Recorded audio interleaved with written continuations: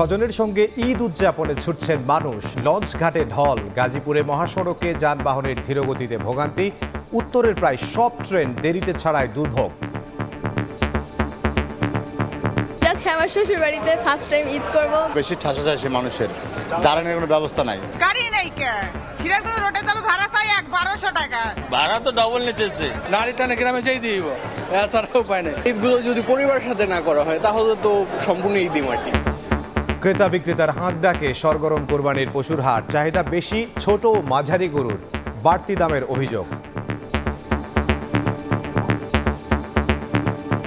একটু দাম বেশি আছে, আগামী একদিন গেলে হয়তো একটু নামার চান্স আছে। আমরা যে দামে গরু কিনতে যাচ্ছি এর কাছাকাছি দাম নামতেছে না। দাম ওরা ছাড়তেছে না তো। আমাদের ডিমান্ডের সাথে ক্রেতার ডিমান্ডের সাথে অতটা ফারাক দেখছি না, কিন্তু ক্রেতা শূন্য।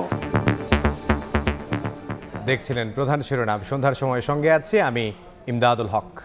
এবার অন্যান্য শীর্ষ সংবাদ। সরকারের 100 দিনেই জীবনমানে ইতিবাচক পরিবর্তনের সূচনা। ব্রিফিংয়ে প্রধানমন্ত্রীর উপদেষ্টা। নৈরাজ্যের অপচেষ্টায় একটি গোষ্ঠী, আইনের শাসন প্রতিষ্ঠায় কঠোর অবস্থান। হামে একদিনে ফের সর্বোচ্চ 17 শিশুর প্রাণহানি, নতুন ভর্তি 1224। টিকাদানের পরও কমছে না সংক্রমণ। রোগ প্রতিরোধ ক্ষমতা বাড়াতে সব ধরনের ভ্যাকসিন দেওয়ার পরামর্শ।